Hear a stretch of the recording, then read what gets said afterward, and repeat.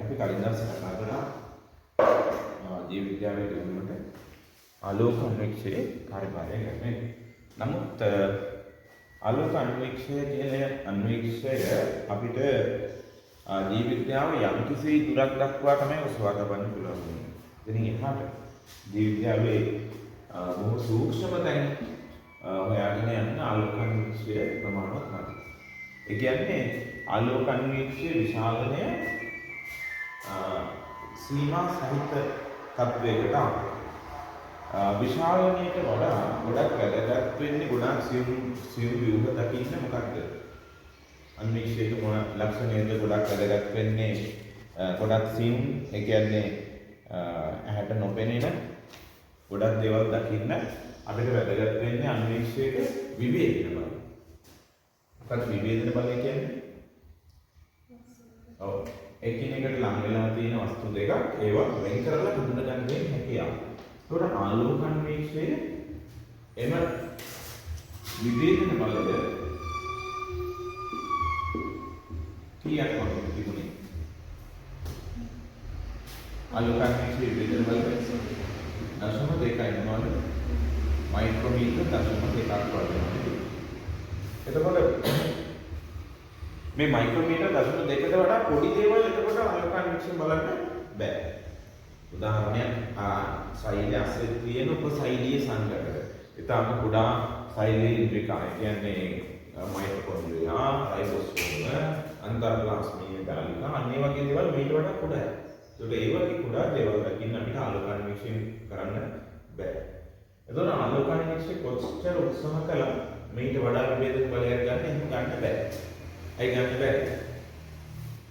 ආලෝක අන්වීක්ෂය භාවිත කරන්නේ ආලෝක තරංග. ආලෝකයේ කියන විද්‍යුත් චුම්බක තරංග. එතකොට යම්කිසි තරංග වර්ගයක විවේචන බලය මොන උත්තර තේරුම් ගන්න මේ කතාව විවේචනය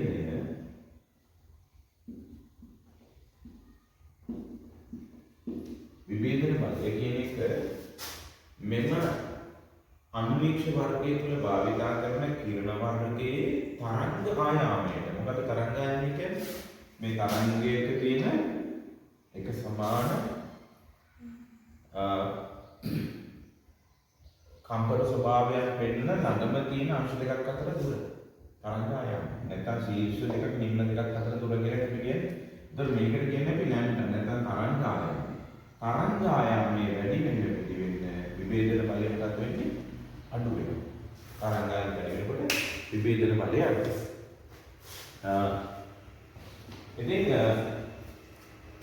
ආලෝක අන්වීක්ෂයේ තරංග ආයාමය අඩු කරන්න පුළුවන්. ආලෝකයේ තරංග ආයාමය තවත් අඩු කරන්න පුළුවන් නම් විභේදනය වැඩි කරන්න පුළුවන්. නමුත් දෘශ්‍ය ආලෝකයේ තරංග ආයාමය අඩු කරන්න පුළුවන් උපරිම තත්ත්වයක් තියෙනවා. උපරිම පරාසයක් තියෙනවා. කියන්නේ දෘශ්‍ය ආලෝකයේ තරංග ආයාමය අපිට යන්න පුළුවන් අවම ගාණක් තියෙනවා. ඊට වඩා අඩු කරන්න බෑ. ඒ කියන්නේ තරංග ආයාමය විවේචන බලයට මොන වගේ සම්බන්ධතාවයකින් ප්‍රතිලෝම. ඒ කියන්නේ අපිට පුළුවන් නම් තරංග ආයාමය අඩු කරන්න විවේචනය වැඩි කරගන්න. නමුත් දෘශ්‍යාලෝකයේ අපිට තරංග ආයාමය අඩු කරන්න පුළුවන් උපරිමයක්. ඒ උපරිමේදී උපරිම තරංග ආයාමය අඩු කරාම තමයි මෙන්න මේ තරමක් විවේචනය ලැබෙන්නේ. මේක වඩා තරංග ආයාමය අඩු කරන්න ආලෝකයේ පුළුවන්කම නැහැ. ඒ නිසා ආලෝක අන්වීක්ෂය අපිට කවදාවත් මයික්‍රෝමීටර 0.2කට වඩා පොඩි කරන්න බෑ. විවේචනය අඩු කරගන්න බෑ. ඒකෝට අපිට කවදාවත් නැනෝමීටර පරාසයේ දේවල් බලන්න හැකියාවක් නැහැ. මොකෙන්ද? ආලෝක අන්වීක්ෂය.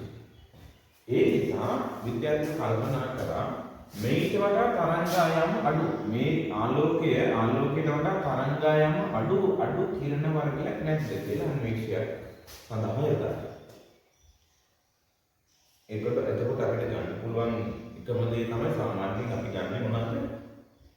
තරංග ආයාමයේ අඩු විදියට අපිට ගන්න පුළුවන් වෙන්නේ විද්‍යුත් චුම්බක වර්ණාවලියේ තියෙන විවිධ කිරණ වර්ග ගැමා කිරණ, එක්ස් කිරණ, UV කිරණ ඒ වගේ පැත්තට යනකොට ඔන්න තරංග ආයාමය අඩු වෙනවා. ඒ කියන්නේ දෘශ්‍යාලෝකයට වඩා තරංග ආයාමය සාමාන්‍යයෙන් අඩු වෙන කිරණ වර්ග ටික මොනවාද? විද්‍යුත් චුම්බක වර්ණාවලිය විශාලකයට වඩා අඩුයි අල්ට්‍රාවයලට් UV වල. ඊට වඩා අඩුයි X කිරණ වල. ඊටත් වඩා අඩුයි ගැමා කිරණ වල. ඉතින් ප්‍රශ්නේ තියෙන්නේ ඒ වගේ කිරණ අනුශේක භාවිතා කරන්න බෑ. මොකද ඒවා ශරීරයට හොඳත් නැහැ, ඇස් වලින් බලන්න පුළුවන් කමකුත් නැහැ. ඒ නිසා විද්‍යාඥයෝ කල්පනා කරා මේ සඳහා වෙන විකල්පයක් විදිහට වෙන කිරණ වර්ගයක් අපි යොදා ගන්න ඕනේ. ඒ කියන්නේ තරංග ආයාමය මොකට වඩා අඩු එකක් ගැන ඕනා කරන්නේ? තරංග ආයාමය ආලෝකයට වඩා අඩු එකක්. මොකද තරංග ආයාමය අඩු වෙන තරමට තමයි මොකද වෙන්නේ? විභේදනය පැටලෙන්නේ. එතකොට තරංග ආයාමය ආලෝකයට වඩා අඩු කිරණ වර්ගයක් වෙමින් යනකොට කල්පනා වෙච්ච හොඳම එක තමයි ආලෝකයට වඩා අඩු ඉතාම අඩු තරංග ආයාම පරාසයක් තියෙන මොනවද? කැතෝඩ කිරණ නළලේ වල නේද? කැතෝඩ කිරණ නළලේ කැතෝඩේ පිට කරන අංශු වර්ගය මොනවද? ඉලෙක්ට්‍රෝන. සත්‍ය ඉලෙක්ට්‍රෝන. මේ ඉලෙක්ට්‍රෝන ධාරාව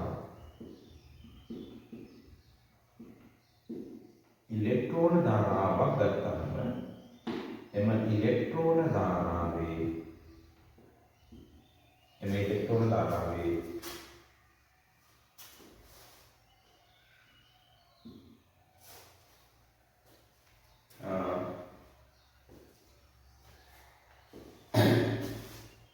තියෙන තරංග ආයාමය අඩුයි. කාට වඩාද? දෘශ්‍යාලෝකයට වඩා අඩුයි. මේ දෘශ්‍යාලෝකයේ මේ වගේ නම් දෘශ්‍යාලෝකයේ තරංග ආයාමය මේ වගේ නම් ඉලෙක්ට්‍රෝන ධාරාවේ තරංග ආයාමය මේ වගේ ළඟ ළඟ යනවා. හරි අඩු තරංග ගන්න.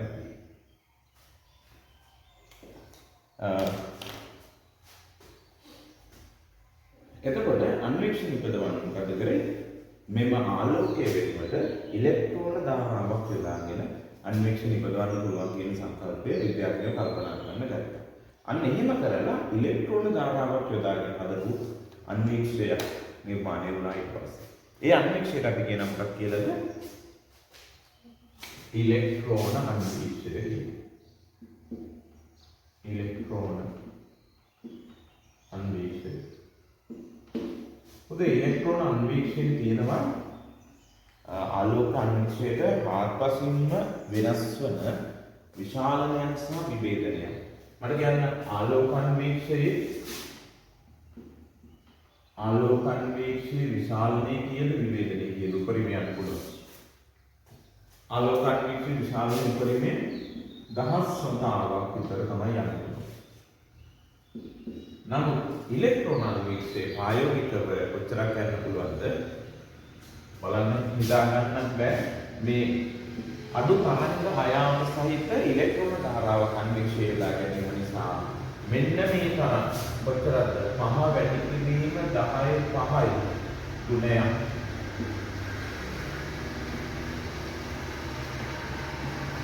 මෙන්න මේ තරම් විශාලයි. ලබා ගැනීම කියවනකොට ඉලෙක්ට්‍රෝන අන්වීක්ෂය. ඒ කියන්නේ ඇත්තටම කියනවා නම් ඒ ගුණයක්ද? පහ වැඩි කිරීම 10 5ක් කියන්නේ 5 10 5න් වැඩි කරොත් එහෙම ලක්ෂ 5 වෙනවනේ වෙනස් කොටසක් ලක්ෂ 5ක තරම් විශාලයි. ලබා ගැනීමේ හැකියාවක් තියෙනවා. හරි. එතකොට 10 මේ ආලෝක අන්වීක්ෂය විශාල කරන්න පුළුවන් 10 ගුණය. නමුත් ඉලෙක්ට්‍රෝන අන්වීක්ෂය ලක්ෂ 5ක් විශාල කරනවා. ඒ විතරක් විභේදන පරිදි ගත්තම ආලෝක අන්වීක්ෂය කොතරයිද? මයික්‍රෝමීටර 0.2යි. මයික්‍රෝමීටර 0.2යි. නමුත් ඉලෙක්ට්‍රෝන අන්වීක්ෂයේ විභේදන බලය කීයද? නැනෝමීටර 2ක් ගන්නවා. මොකද්ද මයික්‍රෝමීටරේ නැනෝමීටරේ වෙනස? නැනෝමීටර 1000ක් තමයි මයික්‍රෝමීටර එකක් වෙන්නේ. දూర වෙනවනේ මේකේ 10 ගුණයක් විතර විභේදන බලය වැඩි වෙනවා කියලා ඉලෙක්ට්‍රෝන අන්වීක්ෂය ආලෝක අන්වීක්ෂය. එතකොට ආලෝක අන්වීක්ෂයෙන් නොපෙනෙන උඟා සියුම් ව්‍යුව බලන්න පුළුවන් වෙනවා කියලා මේ ඉලෙක්ට්‍රෝන අන්වීක්ෂය. මොකද ඒකේ විශාලනයක් වැඩි විභේදනයක් වැඩි ආලෝක අන්වීක්ෂයට සාපේක්ෂව. හරිද? right. එතකොට අපි දැන් බලමු මේ ඉලෙක්ට්‍රෝන අන්වීක්ෂය කොහොමද නිෂ්පාදනය කරේ?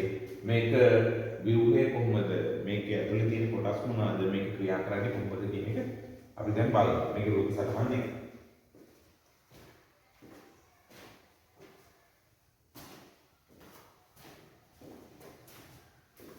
උදේ ඉලෙක්ට්‍රෝන අන්වීක්ෂ වර්ග දෙකක් තියෙනවා. වර්ග දෙකක් නිෂ්පාදනය කරනවා.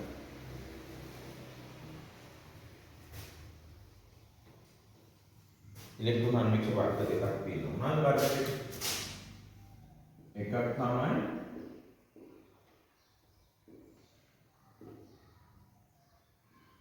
संप्रेषण इलेक्ट्रॉन अन्वीक्षय संप्रेषण इलेक्ट्रॉन अन्वीक्षय अनित एक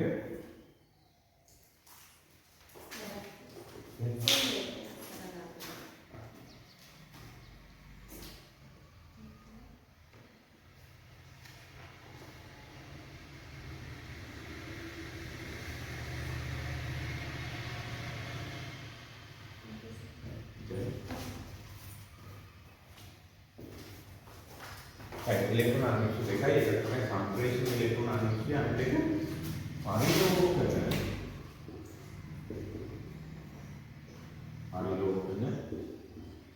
इलेक्ट्रॉन अन्वीक्षय संप्रेषण इलेक्ट्रॉन अन्वीक्षय था परिलोकन इलेक्ट्रॉन अन्वीक्षय केला इलेक्ट्रॉन अन्वीक्षय वर्ग देखा थी එතකොට මේ අන්වීක්ෂ වර්ග දෙක කොහොමද නිෂ්පාදනය කරන්නේ? මේක වැඩ කරන්නේ කොහොමද කියලා අපි බලමු. එතකොට මේකේ සාමාන්‍ය ආලෝක අන්වීක්ෂයක් වගේ නෙමෙයි ඉලෙක්ට්‍රෝන අන්වීක්ෂ වල භාවිත කරන්නේ ඉලෙක්ට්‍රෝන ධාරාව. එහෙනම් ඉලෙක්ට්‍රෝන ධාරාවක් ගොඩනගා ගන්න මොකද උනන කරන්නේ? අර කෙමිස්ට්‍රි වල අපි ඉගෙන ගන්න කැතෝඩ කිරණ නලය වගේ මේක අස්සේ කැතෝඩ කිරණ නලයක් වගේ ඉලෙක්ට්‍රෝන ධාරාවක් ගමන් කරන්න පුළුවන් විදිහට තමයි මේ අන්වීක්ෂ හදලා තියෙන්නේ. මම මුලින්ම අඳලා පෙන්නන්න परिलोकन संप्रेषण इलेक्ट्रॉन अन्वीक्षय කියන්නේ. බලන්න මේකෙදි මෙන්න මේ වගේ ගොඩක් උසයි මේ අන්වීක්ෂය සාමාන්‍ය ආලෝක අන්වීක්ෂයට වඩා ගොඩක් උසින් වැඩි ප්‍රමාණයෙන් විශාලයි.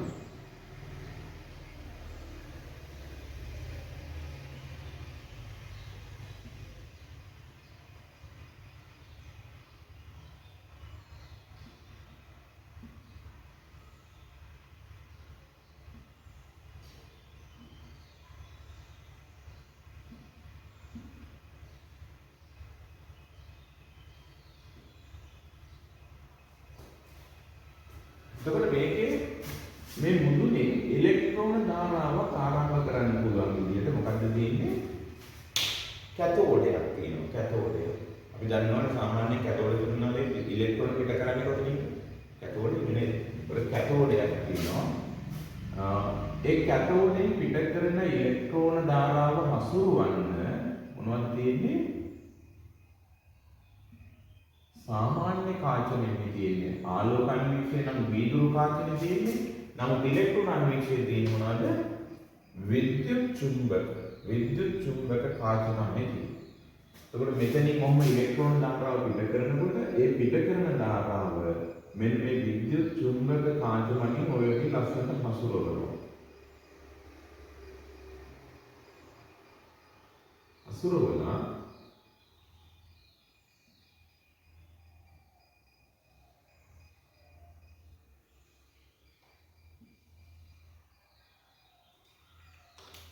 මේ වගේ එක තැනක් තියෙනවා පහළ අන්න එතන තමයි අපි බලන නිදර්ශකය තියාගන්නේ. අපි බලන්නේ බැක්ටීරියා සෛලයක් නම් බැක්ටීරියා සෛලයේ තියෙන මෙතන. ඒතර සම්ප්‍රේෂණ ඉලෙක්ට්‍රෝන අන්වීක්ෂය වෙන්නේ මොකද්ද? එම බලන නිදර්ශකයේ තුලින් නැත්නම් නිදර්ශකයේ හරහා එම ඉලෙක්ට්‍රෝන ධාරාව ගමන් කරනවා. හරිද? එතකොට මොන ඔය විදිහට මේ ඉලෙක්ට්‍රෝන ධාරාව නිදර්ශකයේ හරහා ගිහිල්ලා මේ වගේ යට තියෙන ප්‍රතිදීප්ත තිරයකට දිලිසෙන තිරයකට වැටෙනවා. ඒ තිරයකට වැටෙනවාම මෙන්න මෙතනින් තියෙනවා අපිට ඇහැ තියෙන බලන්න කොටස. එතනින් අපි මෙම ප්‍රතිබිම්බය බලන්න. කෙලින්ම ඇහෙන් බලන්න පුළුවන් නැත්නම් මේක කම්පියුටර් ස්ක්‍රීන් එකකට වයි කරලා පරිගණක තිරයකින් බලන්න පුළුවන්. ඒකෝද මේකේ තියෙන මේ විදිහ මොකද්ද? කැතෝඩය. මේවා තමයි විද්‍යුත් චුම්බක කාච. විද්‍යුත් චුම්බක කාච. මේ තියෙන්නේ ඉලෙක්ට්‍රෝන ධාරාව. මේ තියෙන්නේ නිදර්ශකය තබන ස්ථාන.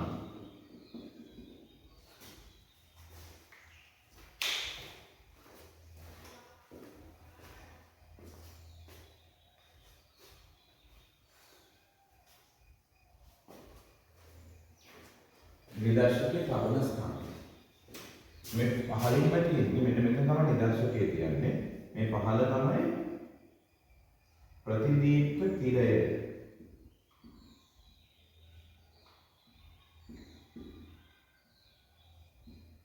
මෙන්න මෙතන තමයි ප්‍රතිබිම්බය ලැබෙන්නේ.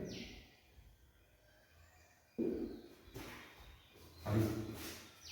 එතකොට ඔන්න ඒ වගේ එකක් තමයි ඉලෙක්ට්‍රෝන මිශ්‍රය කියලා කියන්නේ. මේක උසින් වැඩි උඩ තියෙන කැතෝඩින් පිට කරන ඉලෙක්ට්‍රෝන විද්‍යුත් චුම්බක කාච මගින් පසුරවලා නිදර්ශකයේ හරහා යවලා ප්‍රතිබිම්බය ප්‍රතිදීප්ත තිරයකට ලබා ගන්නවා. එතකොට මෙතනින් අපිට හැදෙනවා මෙන්න ප්‍රතිබිම්බයේ බැලීමේ හැකියාව තියෙනවා. හරි. එතකොට මේකට තමයි අපි කියන්නේ ඉලෙක්ට්‍රෝන මිශ්‍රයේ පළවෙනි වර්ගයේ මොකක්ද? संप्रेषण इलेक्ट्रॉन अन्वीक्षय. एक තමයි संप्रेषण इलेक्ट्रॉन अन्वीक्षय. संप्रेषण इलेक्ट्रॉन अन्वीक्षय. ඊළඟට ඉලෙක්ට්‍රෝන अन्वीक्षය තව වර්ගයක් තියෙනවා. ඒකෙදි පොඩි වෙනසක් තියෙනවා මේකට වඩා.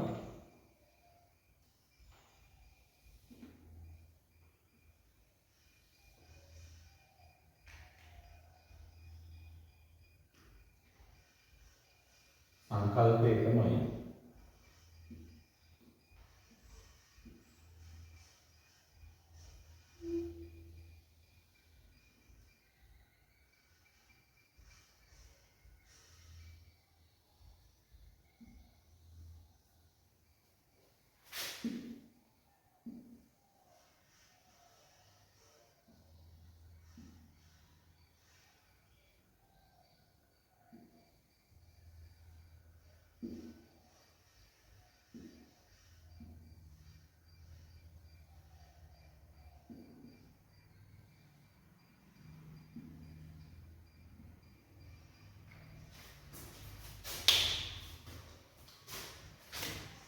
මේ වගේම ඉලෙක්ට්‍රෝන ධාරාව පිට කරන කැතෝඩය උඩ තියෙනවා. ඊළඟට ඉලෙක්ට්‍රෝන ධාරාව හසුරවන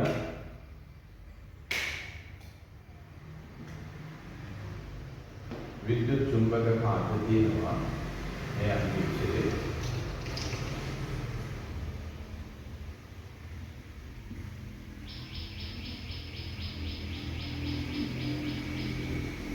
මෙයා පිට කරන ඉලෙක්ට්‍රෝන ධාරාව කාච මගින් ලස්සනට හසුරවනවා.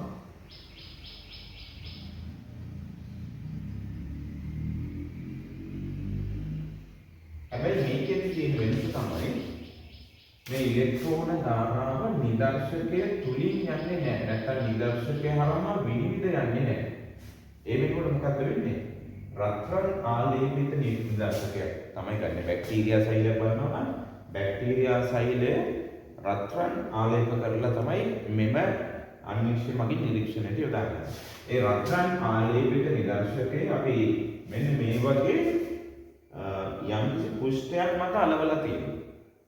එතකොට එන ඉලෙක්ට්‍රෝන ධාරාවක් වෙන්නේ මේ පුෂ්ඨයේ වැදිලා පරාවර්තනය වෙන්නේ.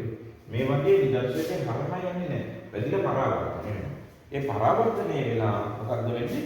ඒ පරාවර්තිත ඉලෙක්ට්‍රෝන ධාරාව යොමු කරගන්නවා විශේෂ කන්ඩෙන්සරයක් කරනවා.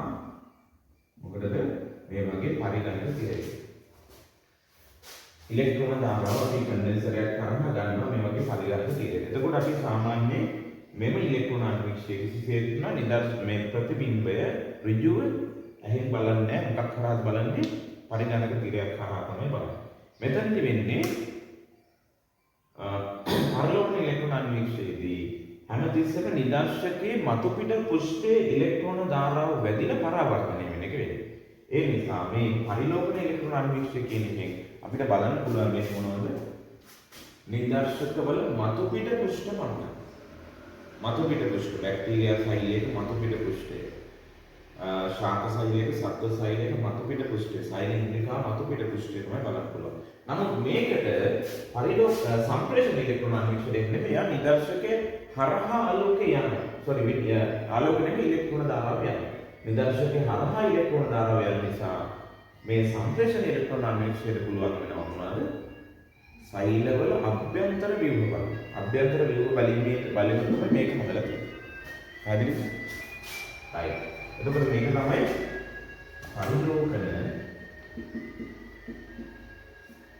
පරිලෝකන ඉලෙක්ට්‍රෝන අන්වීක්ෂණය. මේ තියෙන්නේ කැතෝඩය. මේ තියෙන්නේ විද්‍යුත් චුම්බක කාච.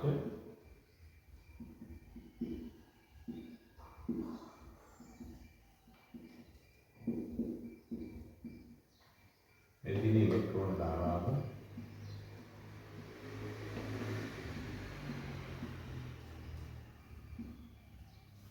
මේ තියෙන නිදර්ශකයේ කබන ස්ථාන.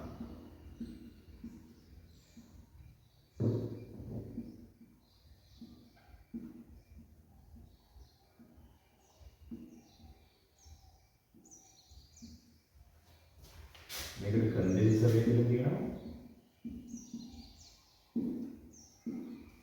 මේක පරිගණක තිරය.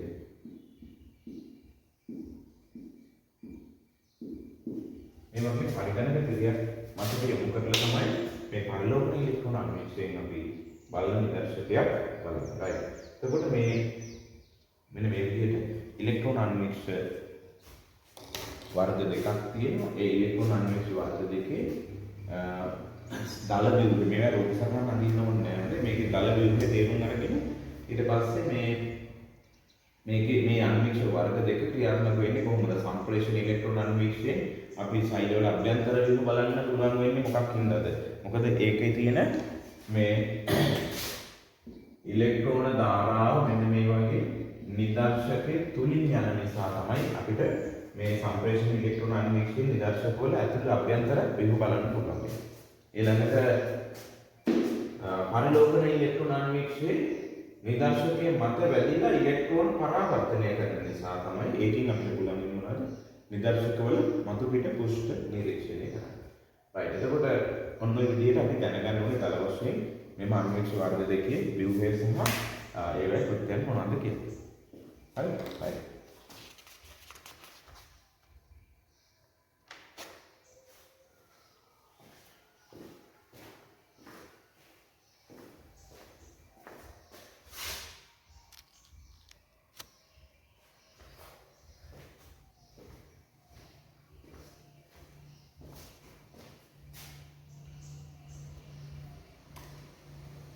Note